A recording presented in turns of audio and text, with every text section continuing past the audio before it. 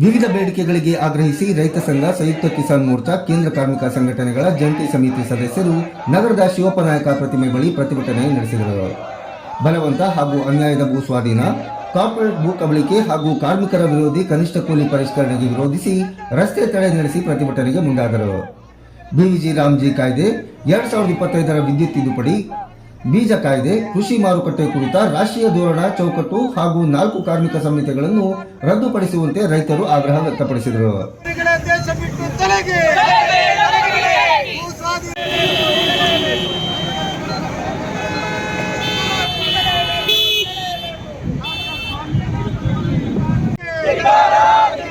ದಲಿತ ಮಹಿಳಾ ವಿರೋಧಿ ಸರ್ಕಾರಕ್ಕೆ, ಕಾರ್ಮಿಕರನ್ನು ಶೋಷಣೆ ಮಾಡುವ ಸರ್ಕಾರಕ್ಕೆ, ರೈತರನ್ನು ಗುಲಾಮಗಿರಿಯತ್ತ ತಳ್ಳುತ್ತಿರುವ ಸರ್ಕಾರಕ್ಕೆ,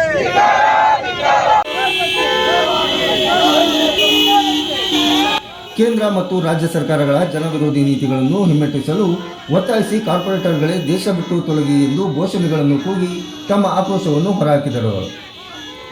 ಈ ಸಮಯ ರಸ್ತೆ ತಡೆ ನಡೆಸಿದ ಹೋರಾಟಗಾರರನ್ನು ಪೊಲೀಸರು ಬಂಧಿಸುವ ಕೆಲಸ ಮಾಡಿದರು.